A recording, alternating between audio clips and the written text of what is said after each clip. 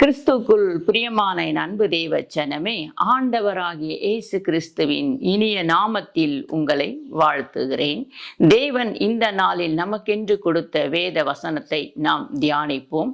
அதற்காக தெரிந்து கொண்ட வேத பகுதி சங்கீதம் 91 3வது வார்த்தையை. அவர் உன்னை வேடனுடைய கண்ணிக்கும் பாழாக்கும் கொள்ளை நோய்க்கும் தப்புவிப்பார். அவர் உன்னை வேடனுடைய கண்ணிக்கும். இன்னைக்கு அநேக பேர் நாம் எதிலையோ சிக்கி தவித்து கொண்டிருக்கிறோம் அல்லவா? வேதத்திலையும் அநேக பேர் சிக்கி தவித்து கொண்டிருக்கிறார்கள். நாம் அதை பார்க்க போகிறோம். அதே போல இந்த சாத்தான் இருக்காங்க, அந்த சாத்தான் ஒவ்வொருடைய பலவீனங்கள், மனுஷனுடைய பலவீனங்கள் என்ன ஏது எப்படின்னு அவன் தெரிந்து கொண்டு அவர்களை கரெக்டா நேரம் பார்த்து அந்த வலையில விழ வச்சிருவான். அவனுக்கு அதனால தான் இந்த இடத்துல கொடுக்கப்பட்ட ஒரு பேர் வேடனுடைய கண்ணிக்கு. அந்த சாத்தானுக்கு ஒரு புது பெயர் வேடன் இந்த இடத்துல எழுதப்பட்டிருக்குது. அவன் வேடன். எப்ப வலையை விரிச்சு யாரை பிடிக்கலாம், யாரை இழுத்து பாதாளத்துக்குள்ள தள்ளலாம் என்று அவன் சுற்றி வகை தேடுகிறவனான் இருக்கிறான். என் பிரியமான தேவ ஜனமே, சாத்தான் யார் எதுல பலவீனமா இருக்கிறாங்க, எந்த இடத்துல போய் உங்களுக்கு கை வச்சா இந்த இடத்துல விழுந்து விடுவார்கள் என்று சாத்தான் அதை உற்று கவனித்துக் கொண்டே இருக்கான். நம்மளுடைய சரீரத்துல காணப்படுகிற பலவீனம் வேற, நம்ம ஆத்மாவில் காணப்படுகிற பலவீனம் வேற, நம்ம இருதயத்துல காணப்படுகிற பலவீனங்கள் வேற. அதுல எதுல இவங்க ரொம்ப வீக்கா இருக்கிறாங்கன்னு பார்த்து அதுல நம்மை தட்டி தூக்கி விடுகிறான், கீழே விழ வைத்து விடுகிறான். பிரியமான தேவச்சனமே, அவனுடைய வேலையே அதுதான். நம்மளை எப்படியாவது முன்னேற விடணும் இல்லை, நம்மளை தாழ்த்தணும், பாதாளத்துக்கு கொண்டு போகணும் அப்படின்றது அவனுடைய நோக்கம். அதனால சாத்தான் இங்கே நிறைய வலைகளை விரித்திருக்கிறான். எத்தனை பேருக்கு வலைகளை விரித்திருக்கிறான் என்று நாம் வேதத்தின் அடிப்படையில் இப்ப பார்க்க போகிறோம். வாசிப்போம். ஆதியாகமம் 3ஆம் அதிகாரம் 1 முதல் 6 வரை. தேவனாகிய கர்த்தர் உண்டாக்கின சகல காட்டு ஜீவன்களை பார்க்கிலும் சர்ப்பமானது தந்திரம் உள்ளதாய் இருந்தது. அது ஸ்திரியை நோக்கி, நீங்கள் தோட்டத்திலுள்ள சகல விருட்சகங்களின் கனியை புசிக்க வேண்டாம் என்று தேவன் சொன்னது உண்டோ என்றது. ஸ்திரி சர்ப்பத்தை பார்த்து, நாங்கள் தோட்டத்தில் உள்ள விருட்சகங்களின் கனிகளை புசிக்கலாம், ஆனாலும் தோட்டத்தின் நடுவில் இருக்கிற விருட்சகத்தின் கனியை குறித்து தேவன் நீங்கள் சாகாதபடிக்கு அதை புசிக்கவும் அதை தொடவும் வேண்டாம் என்று சொன்னார் என்றால். சர்ப்பம், சாத்தான் இந்த இடத்துல ஸ்திரீ கிட்ட அழகாய் பேசுது, தந்திரமா பேசுதும். வேதத்திலேயே எழுதப்பட்டிருக்கு பார்த்தீங்களா? தந்திரமா பேசி தோட்டத்தில் இருக்கிற கனியெல்லாம் உன்னால் புசிக்க சொல்லியிருக்கிறார் ஆண்டவர் அப்படின்னு முதல்ல கேட்குது. இங்கே தான் ஆரம்பமாகுது சாத்தானுடைய வேலைகள். அவனுடைய வேலைகள், அவனுடைய வலை விரிக்கிறது இங்கே எவ்வளோ அழகாய் பேசுகிறான்னு பார்த்தீங்களா? நம்ம நிதானமா ஒவ்வொரு அதிகாரமும் ஒவ்வொரு வசனமும் வாசிக்கும் பொழுதுதான் அதில் இருக்கிற கருத்துக்களை நம்மால் புரிந்து கொள்ள முடியும். என் பிரியமான தேவ ஜனமே, சாத்தான் தந்திரம் உள்ளவன் என்று முதலாவது அழகா எழுதப்பட்டிருக்கான். ரொம்ப தந்திரசாலி, தந்திரமா பேசுவான். எப்படி பேசுறானே தெரியாது, யாரை கொண்டு பேசுகிறான்னு நமக்கு தெரியவே தெரியாது. எப்படினாலும் யாரை கொண்டு எங்கிருந்தாலும் புறப்பட்டு அவன் பேச ஒரு ஆளை ஆயத்தப்படுத்தி வைத்து விடுவான். இங்க சாத்தானே பேசுகிறான் ஸ்திரீயிடத்தில். தோட்டத்தில் நடுவில் இருக்கிற விருட்சகத்தின் கனியை குறித்து தேவன் நீங்கள் சாகாதபடிக்கு அதை புசிக்கவும் அதை தொடவும் வேண்டாம் என்று சொன்னார் என்று அவர் சொல்றா. ஸ்திரீ சாத்தான் கிட்ட சொல்றா. அதுக்கு சாத்தான் அடுத்ததா என்ன பதில் சொல்லுதுன்னு பாருங்கள். அப்பொழுது சர்ப்பம் ஸ்திரியை நோக்கி, நீங்கள் சாகவே சாவதில்லை, நீங்கள் இதை புசிக்கும் நாளிலே உங்கள் கண்கள் திறக்கப்படும் என்றும் நீங்கள் நன்மை தீமை அறிந்து தேவர்களைப் போல் இருப்பீர்கள் என்றும் தேவன் அறிவார் என்றது. அப்பொழுது ஸ்திரியானவள், அந்த விருட்சகம் புசிப்புக்கு நல்லதும் பார்வைக்கு இன்பமும் புத்திக்கு தெளிவிக்கிறதும் இச்சிக்கப்படத்தக்க விருட்சகமாய் இருக்கிறது என்று கண்டு அதன் கனியை பறித்து புசித்து தன் புருஷனுக்கும் கொடுத்தால் அவனும் புசித்தான். இந்த இடத்துல ஆதாமுக்கும் ஏவாளுக்கும் அந்த பழந்தான் கன்னியா இருந்தது. ஒவ்வொருத்தருக்கும் ஒவ்வொரு கன்னி போல இந்த ஆதாமுக்கும் ஏவாளுக்கும் எது கன்னியா இருந்ததுன்னா அந்த பழம் கன்னியா இருந்தது. சாத்தான் அழகா இவர்களை வரைவித்தான், அந்த வலைக்குள் இவர்கள் விழுந்து விட்டார்கள். என் பிரியமான தேவ ஜனமே, புசிக்க வேண்டாம். நம்மை படைத்த ஆண்டவர் சொல்லுகிறார், இதை நீங்க புசிக்காதீங்கப்பா, இங்க என்ன பழத்தை சாப்பிடுங்கன்னு ஒரு குறிப்பிட்ட பழத்தை, ஒரு மரத்தை மாத்திரம் அவர் சொல்லி வைத்து விட்டு போகிறார். ஆண்டவருக்கு கீழ்ப்படியாமல் சாத்தானுக்கு இப்படி. ஆனா அவன் தந்திரமா பேசுவான், ரொம்ப அழகா பேசுவான். ஒளியின் தூதன் வேஷம் தரித்து கொண்டு வருவான்னு வேதத்துல எழுதப்பட்டு இருக்கிறது. ஆனா நம்ம அதை புரிந்து கொள்வதில்லை. யாராவது நம்ம தூரத்துல இருந்து நம்ம சொந்த பந்தங்கள் இல்ல நண்பர்கள் யாராவது ஒருவர் வந்து நம்ம ஏதாவது சொன்ன போதும் நம்ம உடனே அப்படியே அப்செட் ஆகி உடனே அதில் ஏற்றுக்கொள்கிறது. அதை அப்படியே அதுக்குள்ள நம்ம கீழ்ப்படிந்துகிறது. இதுதான் தேவனுக்கு இது சித்தமா சித்தம் இல்லையா என்று நம்ம தேவ சமூகத்துல காத்திருக்கிறது இல்லை, நம்ம கீழ்ப்படுகிறது இல்லை.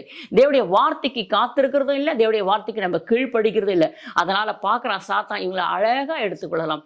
ஏன்னா இவங்க தேவனுக்கு பயப்படுறதும் இல்லை, கீழ்ப்படுகிறதும் இல்லை, அவர் வார்த்தையை கவனிக்கிறதும் இல்லை. அதனால தேவடைய பிள்ளைகள் இன்னைக்கு நிறைய பேர் விழுந்து போகிறதுக்கு காரணம் என்னன்னு சொன்னா அவங்க கர்த்தருக்கு பயப்படுகிற பயம் அவடத்துல இல்லை. அந்த பயம் இல்லாததுனால அவங்க அழகா சாத்தாவுடைய விரிக்கிற வலையில அவங்க விழுந்து விடுகிறார்கள். வாசிப்போம் ஆதியாகமம் 25ஆம் அதிகாரம் 29 முதல். ஒரு நாள் ஏசா வெளியே இருந்து களைத்து வந்தபோது யாக்கோப்பு கூழ் சமைத்து கொண்டிருந்தான். அப்பொழுது ஏசா யாக்கோப்பை நோக்கி, இந்த சிவப்பான கூழிலே நான் சாப்பிட கொஞ்சம் தா, இளைத்திருக்கிறேன் என்றான். அதனாலே அவனுக்கு ஏதோம் என்கின்ற பேர் உண்டாயிற்று. அப்பொழுது யாக்கோப்பு, உன் சேஷ்ட புத்திர பாகத்தை இன்று எனக்கு விற்று போடு என்றான். வெளியில வேட்டையாடிட்டு இந்த ஏசா வராரு, ரொம்ப களைச்சி போய் வராரு. இந்த நேரத்துல பார்த்தா சமையல் ரூம்ல இருக்கிறார். யாருன்னா யாக்கோப்பு சமையல் ரூம்ல சமையல் செஞ்சுட்டு இருக்கார், கூழ் காசி கொண்டு இருக்கிறார். அந்த அழகான சிவப்பு கூழை பார்த்ததும் ஏசாக்கு அப்படியே இச்சிக்கிறார். அதை பார்த்ததுப்பா ரொம்ப களைப்பா இருக்கு, இந்த கூழ் கொஞ்சம் யாக்கோப்பு கொடுத்தா நம்ம கொஞ்சம் குடிக்கலாமே அப்படின்னு சொல்லி யாக்கோப்பு கிட்ட அந்த கூழ் கொஞ்சம் குடிப்பா, நான் குடிக்கிறதுக்கு நான் ரொம்ப களைச்சி போய் வந்திருக்கிறேன் அப்படின்னு சொல்லி கேட்கிறார். இந்த யாக்கோப்பு எவ்வளோ தந்திரமா செயல்படுறாரு பாருங்க. உங்ககிட்ட இருக்க அந்த சேஷ்ட புத்திர பாகத்தை எனக்கு கொடுத்துரு, நான் இந்த கூழை தரேன். கொஞ்சோண்டு கூழுக்கு ஒரு சேஷ்ட புத்திர பாகத்தையே கேட்கிறார் பாருங்க யாக்கோப்பு. தொடர்ந்து வாசிப்போம். அதற்கு ஏசா, இதோ நான் சாக போகிறேனே, இந்த சேஷ்ட புத்திர பாகம் எனக்கு என்னத்திற்கு என்றான். அப்பொழுது யாக்கோப்பு, இன்று எனக்கு ஆணையிட்டு கொடு என்றான். அவன் யாக்கோப்புக்கு ஆணையிட்டு தன் சேஷ்ட புத்திர பாகத்தை அவனுக்கு விற்று போட்டான். பிரியமான தேவச்சனமே, பெரிய பாக்கியம், கர்த்தரால கொடுக்கப்பட்ட ஒரு பெரிய பாக்கியம். முதல் பிள்ளைகளுக்கு கிடைக்க வேண்டிய வாரிசு, பதவி, சேஷ்ட புத்திர பாகம் எல்லாத்தையும் இந்த ஏசா ஒரே ஒரு கொஞ்சம் கூழுக்கு நம்ம அப்படியே மறிச்சு போயிடுற மாதிரி இருக்கு, களைப்படைஞ்சு போயிருக்கு, என்னால ஒன்றும் முடியலன்னு சொல்லிட்டு கொஞ்சத்துக்கு ஆசைப்பட்டுக்கிட்டு தன்னுடைய சேஷ்ட புத்திர பாகத்தை விற்று போடுகிறார். இந்த இடத்துல பார்க்கும்போது ஏசாவுக்கு எது கண்ணியா இருந்ததுன்னா அந்த சிகப்பு கூழ், அந்த சிகப்பு கூழ் தான் அவருக்கு கண்ணியா இருந்தது. பார்த்தான் சாத்தான் எது எதுல வலையை விரிக்க முடியும், எது எதுல என்னென்ன பண்ண முடியும்னு பார்த்து பார்த்து ஒவ்வொன்றையா காய் நிறுத்தி கொண்டே இருப்பான். நம்ம தான் ஜாக்கிரதையா இருக்கணும் பிரியமான தேவச்சனமே. இந்த இடத்துல அவன் விற்று போட்டான், அந்த கூழ் கொஞ்சம் கூழுக்கு ஆசைப்பட்டு விற்று போட்டான். வாசிப்போம் நியாயாதிபதிகள் 8ஆம் அதிகாரம் 27வது வார்த்தையை. அதனாலே கிதியோன் ஒரு ஏபோத்தை உண்டாக்கி அதை தான் ஊரான ஒப்ராவிலே வைத்தான். இஸ்ரவேல் எல்லோரும் அதை பின்பற்றி சோரம் போனார்கள். அது கிதியோனுக்கும் அவன் வீட்டாருக்கும் கண்ணியாயிற்று. பார்த்தீங்களா? இப்போ இந்த கிதியோனுக்கு எது கண்ணியா இருந்துச்சுன்னா அந்த ஏபோத்து. அவன் சும்மா இல்லாமல் ஒரு இடத்துல கொள்ளடிக்க போகிறாங்க. அந்த கொள்ளடிச்சு எல்லாம் அங்கேருந்து மீட்டு கொண்டு வந்த அந்த பொருளெல்லாம் என்ன பண்ணுறாங்க, அதில் ஏபோத்து உண்டாக்குறாங்க. அந்த பொருள் தங்க நகையை வைத்துக்கொண்டு ஒரு ஏபோத்தை உண்டாக்குகிறார். அதை உண்டாக்கி வச்சு எல்லாரும் இதை வணங்குங்கன்னு சொல்றாரு. வணங்கும் பொழுது சோரம் போயிடுறாங்க, இஸ்ரவேல் ஜனங்க எல்லாம் சோரம் போயிடுறாங்க. அதனால் அவருக்கு அது கண்ணியா இருந்துச்சாம். இது இன்னும் நீங்க படிக்கும்போது வேற நிறைய ஹிஸ்டரிகள் இருக்கு, வார்த்தைகள் இருக்குது. ஆனா நமக்கு இதுல எது கண்ணியா இருந்துச்சுன்னா, கிதியோனுக்கு எது கண்ணியா இருந்ததுன்னு பார்க்கும்போது ஏபோத்து அவருக்கு கண்ணியா இருந்தது. என் பிரியமான தேவச்சனமே, யார் யாரு எங்கெங்க இருக்கிறாங்கன்னு, யார் யாரை எப்படி எப்படி விழ வைக்க முடியும், யார் யாரு என்னென்ன சொன்னா நம்புவாங்கன்னு சாத்தானுக்கு தெரியும். அதனால சாத்தான் அழகாய் ஒவ்வொருத்தருக்காய் வலையை விரித்து விரித்து அவன் பாதையில கொண்டு போய் கொண்டு இருக்கிறான். இன்றைக்கு அநேக பேர் இதுதான் ஆண்டுடைய வார்த்தையா, இது சாத்தானுடைய வார்த்தையான்னு கூட புரிந்து கொள்ள முடியாமல் இன்றைக்கு அநேக பேர் ஓடிக்கொண்டு இருக்கிறார்கள். என் பிரியமான தேவச்சனமே, கொஞ்சம் நம்ம நிதானித்து யோசித்து கர்த்தருடைய வார்த்தைக்கு கீழ்ப்பிடிந்து அவர் சமூகத்துல காத்திருக்கணும். ஆனா காத்திருக்கிறது நம்ம ஜனங்க கிட்ட இல்லாததுனால சீக்கிரத்துல சாத்தாவுடைய வலையில விழுந்து விடுகிறார்கள். ஆதாமுக்கும் ஏவாளுக்கும் ஒரு கன்னியா இருந்துச்சு, ஏசாவுக்கு சிவப்பான கூழ் கன்னியா இருந்துச்சு. கேசியா இருக்கிற பார்த்தீங்களா, கேசியா நாகமானின் வெள்ளியும் வஸ்திரமும் அவருக்கு ஒரு கன்னியா இருந்துதான். எலியாவுடைய வேலைக்காரன் கேசியா, அவனுக்கு பார்க்கும்போது நாகமானுடைய அவர் கொடுக்குற ட்ரெஸ்ஸு, அவர் கொடுக்குற தங்கம் வெள்ளி அவருக்கு என்ன பண்ணுறது கன்னி ஆயிட்டுச்சுங்களாம். அதே போல ராஜாவாகிய சாலமோனுக்கு எது கன்னியா இருந்துச்சுன்னா அந்த வெளி அந்நிய ஸ்திரிகள் அவருக்கு கன்னியா இருந்தார்கள் என்று பார்க்கப்படுகிறது. யூதாஸ் கரியோத்துக்கு எது கன்னியா இருந்துச்சுன்னு பார்த்தா அந்த 30 வெள்ளிக்காசுங்க, அந்த 30 வெள்ளிக்காசு அவருக்கு கன்னியா இருந்தது. ஹல்லேலூயா. ஒவ்வொருத்தரும் இடறி போனார்களா இல்லையா? நீங்களே வேதத்தை எடுத்து ஆராய்ந்து பாருங்கள். அவர் சாத்தான் விரிக்கிறான், அவங்க அந்த வலையில விழுந்து இருக்கிறாங்க. ஆண்டவரை நம்பி இருந்தா, ஆண்டவரை நோக்கி கூப்பிட்டு இருந்தா ஆண்டவர் நிச்சயமாய் அவர்களை தப்புவிப்பார். ஏன்னா 91வது சங்கீதத்துல 3வது வார்த்தை அதுதான் எழுதப்படுது, என்னை நோக்கி கூப்பிடு அப்பொழுது நான் உன்னை விடுவிப்பேன், தப்புவிப்பேன், உன்னை சுமப்பேன் என்று தேவன் எழுதி கொடுத்திருக்கார். நம்ம அவரை நோக்கி கூப்பிடல, மனுஷனாகிய நம்மளால எவ்வளவு முடியுமோ நம்மளே ஓடுறது, நம்மளே பிரயாசப்படுறது. அதனால தான் இன்னைக்கு தோற்று போயிருக்கிறோம். தேவனுடைய பிள்ளைகள் இன்னும் அநேக பேர் இருக்காங்க, அவர்களை தேவன் எப்படி தப்புவித்தார் என்று நம்ம பார்க்க போகிறோம். என் பிரியமான தேவ ஜனமே, தானியேலை பற்றி நம்ம எல்லோருக்குமே தெரியும். தானியேல் ஒரு தேவனுடைய பிள்ளையா இருக்கிறார். அந்த தேவனுடைய பிள்ளையா இருக்கிறபடினால தானியேலுக்கு வருகிற ஒவ்வொரு சோதனையிலும் தேவன் அவர் அழகாய் தப்புவிக்கிறார். ஏன்னா தேவனுடைய வார்த்தைக்கு அவர் கீழ்ப்படுகிறார், சரியாக ஜெபிக்கிறார், தேவனை தேடுகிற விஷயத்திலிருந்து எல்லாவற்றிலும் அவர் உண்மையா இருக்கிறார். அதனால தேவன் அவரை தப்புவிக்கிறத நம்ம இந்த இடத்துல பார்க்க போகிறோம். முன்பு பார்த்ததெல்லாம் முன்பு எல்லாரும் அவருடைய வார்த்தைக்கு கீழ்ப்படியவில்லை. அதனால் அவர்கள் என்ன பண்ணுகிறார், அந்த வலையில விழுந்து விடுகிறார்கள். ஆனால் தேவன் சாத்தான் இவர்களுக்கும் வலை விரிக்கிறார். ஆனால் அந்த வலைகளில் இவர்கள் விழாதபடிக்கு தேவன் இவர்களை தப்புவிக்கிறார். ஏன்னா இவர்கள் கர்த்தருக்கு பயப்படுகிற பயம் இவரிடத்துல இருந்தபடினால் தேவ ஞானம் இவர்களிடத்துல இருக்கிறது. என் பிரியமான தேவ ஜனமே, கர்த்தருக்கு பயப்படுங்கள் அப்பொழுது உங்களுக்கு ஞானம் என்று சொல்லப்பட்டிருக்கிறது. அப்ப அந்த ஞானம் நமக்கு எப்படி கிடைக்கும்? இது சாத்தான் தான், இது தேவன் தான், இது மனுஷன் தான். நம்ம எப்படி நம்மளால புரிந்து கொள்ள முடியும்னா கர்த்தருடைய ஞானம் நமக்கு இருக்கணும், புத்தி நமக்கு இருக்கணும். அப்பொழுதுதான் நம்மளால புரிந்து கொள்ளவே முடியும். என் பிரியமான தேவ ஜனமே, தானியேல் இங்கு எவ்வளவு அழகாய் புரிந்து கொள்கிறார் என்று பார்ப்போம். தானியேல் 1ஆம் அதிகாரம் 8வது 9வது வார்த்தையை, தானியேல் ராஜாவின் போஜனத்தினாலும் அவர் பானம் பண்ணும் திராட்சை ரசத்தினாலும் தன்னை தீட்டுப்படுத்தலாகாது என்று தன் இருதயத்தில் தீர்மானம் பண்ணிக்கொண்டு தன்னை தீட்டுப்படுத்தாதபடி பிரதானிகளின் தலைவரிடத்தில் வேண்டிக் கொண்டான்.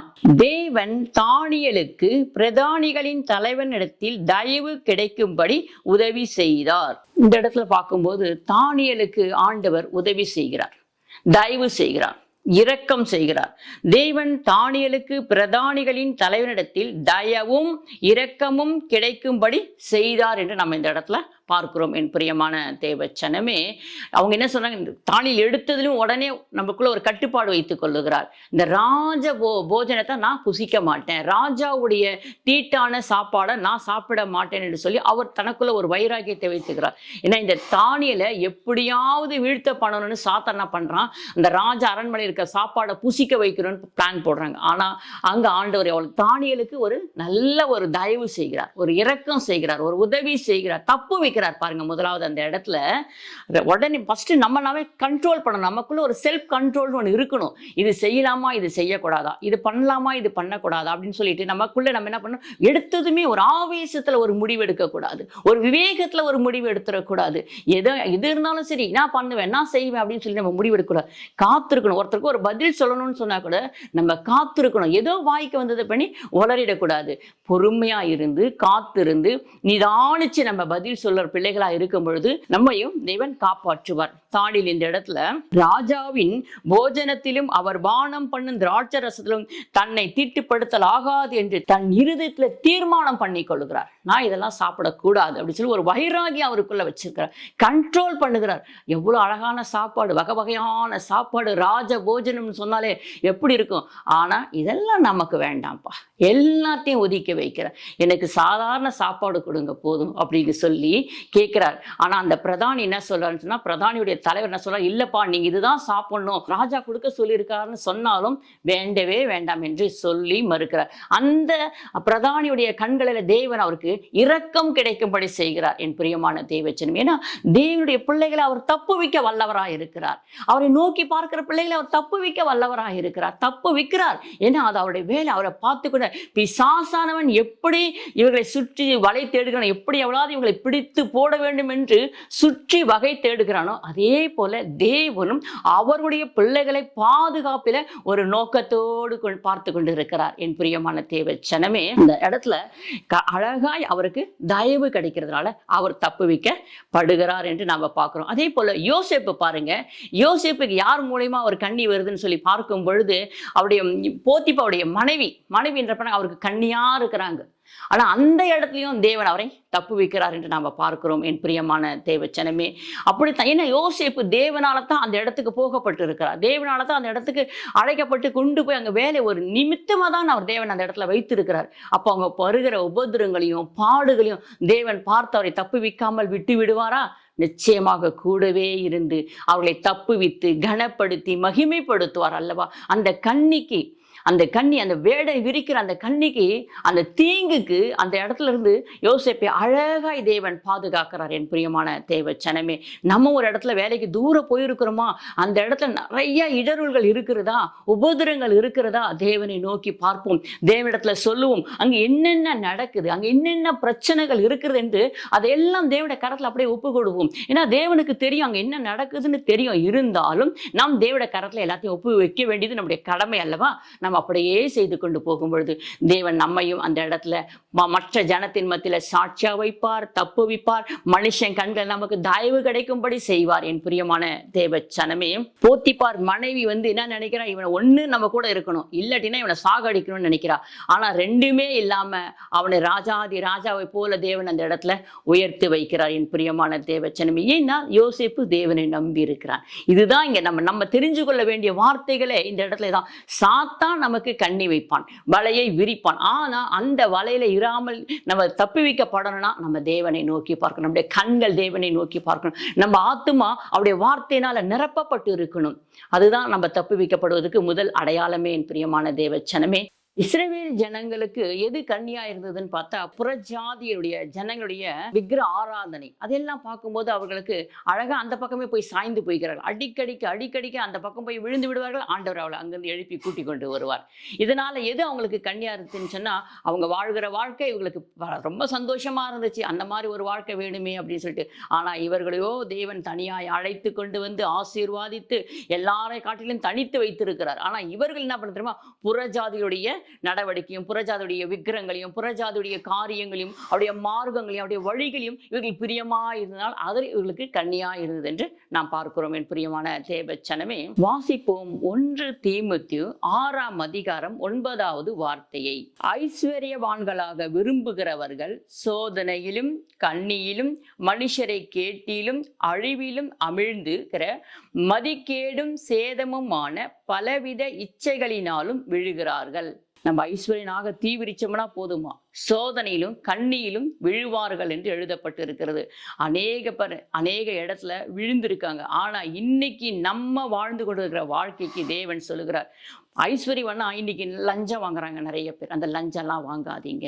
ஆண்டவர் அழகாய் சொல்லுகிறார், உங்களுக்கு வேண்டாம், உங்களுக்கு இருக்கிற சம்பளமே போதும் என்று நினைங்க அப்படின்னு சொல்லுகிறார். ஐஸ்வர்யமான சீக்கிரமான பணக்காரன், சரி சீக்கிரமான கோடீஸ்வரன் ஆகணும் நீங்க நினைக்காதுங்க, அதுதான் உங்களுக்கு கண்ணியா இருக்கும் என்று சொல்கிறார். இன்றைக்கு வாழ்ந்து கொண்டிருக்கிற நமக்கு தேவனுடைய வார்த்தை நேராக கடந்து வருகிறது. என் பிரியமான தேவச்சனமே, கொஞ்சம் தானே, இது என்ன ஒரு 100 ரூபாய் தானே, இது என்ன ஒரு 500 ரூபாய், இன்னைக்கு கொஞ்சம் வாங்க சொல்ற கை தான், இருதயம் தான். நாளைக்கு இன்னும் கொஞ்சம் வாங்க சொல்லு, இன்னைக்கு 100 ரூபாய், நாளைக்கு 1000 ரூபாய், அதுக்கு அடுத்த நாள் பார்த்தா 10,000 ரூபாய், இது ஒன்றும் தப்பு இல்லை அப்படின்னு சொல்லுவாங்க. என் பிரியமான தேவச்சனமே, ஒரு சகோதரி எனக்கு நன்றாக தெரியும். அவர்கள் ஹாஸ்பிட்டலில் ஒர்க் பண்ணிட்டு இருந்தாங்க.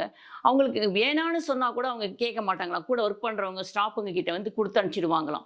டெலிவரி பார்த்தாங்கன்னா போதும், அவங்களுக்கு இந்தாங்க எங்களால் முடிஞ்சது நீங்க வச்சுக்கோங்க, எங்களை நல்லா கவனிச்சுக்கிட்டீங்க, எங்களுக்கு நல்ல எங்க மனைவியும் என் குழந்தையும் நல்லபடியா நீங்க எங்ககிட்ட திருப்பி கொடுத்ததுனால இந்தாங்க உங்களுக்குன்னு சொல்லிட்டு ஏதாவது ஒரு பணத்தை கொண்டு வந்து அவங்க கிட்ட கொடுப்பாங்களாம். அவங்க சொல்ல இல்லைங்க வேண்டாங்க வேண்டாங்க ஏதாவது வேணும்னா அப்படின்னு சொல்லிட்டு இவங்க விட்டுடுவாங்களாம். நான் வாங்குறதுன்னு சொல்லுவாங்க. ஆனா வாங்கிட்டு இருந்திருக்காங்க கொஞ்ச நாள், எனக்கு தெரியாது. எங்கிட்ட அவங்க வரும்போது சொன்னாங்க இந்த மாதிரி அப்படின்னு சொல்லிட்டு. நான் சொன்னேன் வேண்டாங்க, அது வந்து ஃபர்ஸ்ட் இன்னைக்கு வந்து உங்களை கொஞ்சமா தான் வாங்க சொல்லும், நாளைக்கு போக போக அதே உங்களுக்கு அதிகமா வாங்க சொல்லும் அப்படின்னு. அப்பனா நான் என்ன செய்யட்டும், அவங்க வேணான்னு சொன்னா கூட கேட்க மாட்டேங்கிறாங்களே அப்படின்னு சொல்லி சொன்னதுக்கு, சரி நீங்க வாங்கி அந்த பணத்தை அப்படியே வச்சு ஹாஸ்பிட்டலுக்கு ஏதாவது ஒன்று வாங்கி கொடுத்துருங்க. ஏன்னா அந்த பணத்தை அவங்க வேணான்னு உங்ககிட்ட திணிச்சிட்டு போறான்னு சொல்றீங்க. அது ஆனா நீங்க அது உங்களுக்காக வாங்கி ஒரு 10 பைசா கூட நீங்க அது உங்களுக்காக செலவு பண்ணிக்க கூடாது. நீங்க எடுத்து ஹாஸ்பிட்டலுக்கு ஏதாவது வாங்கி போட்டுருங்க அப்படின்னு சொல்லி அவங்களுக்கு ஒரு நல்ல ஆலோசனை கொடுத்தேன். இன்றைக்கு வரையும் அவங்க அதே மாதிரி தான் செய்து அந்த ₹1 கூட அவங்க அதுல இருந்து எடுக்கவே மாட்டாங்க. அந்த பணம் அவங்க கிட்ட எவ்வளவு பணம், ஆனா அவங்களுக்கு எவ்வளவோ வருது. அதுல ஒரு நாளைக்கு எத்தனையோ டெலிவரி பாக்குறாங்க.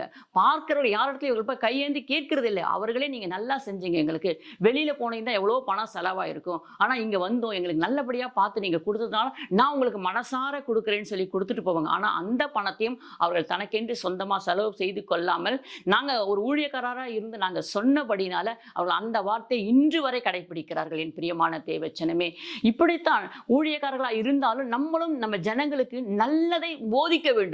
ஆனா ஊழியக்காரர்கள் நீங்க நல்லதை போதிச்சா நீங்க நிச்சயமா விசுவாசிகள் கெட்டு போக மாட்டார்கள் நான் நினைக்கிறேன். ஆனா அநேக இடத்துல பார்க்கும் பொழுது கொஞ்சம் தானே சிஸ்டர் பரவாயில்லைங்க அப்படின்னு சொல்லுவாங்க. இந்த கொஞ்சம் தானேன்ற வேலை நம்ம கிட்ட வேண்டாம், அது நீங்க வேற எங்கன்னா போய் வச்சுக்கோங்கன்னு சொல்லிடுவேன். முதல் எடுத்ததுமே அப்படிதான் சொல்லுவேன். கொஞ்சம் தான் சிஸ்டர் வாங்கணும், கொஞ்சம் தான் ஆட்டோக்கு மீட்டர் போட்டு வாங்குறீங்களா, கொஞ்சமா பணம் வாங்குறீங்களா, அவ்வளவுதான், அதுக்கு மிச்சமா நீங்க கேட்காதீங்க. ஏன்னா அந்த பணம் அருவருப்பானது.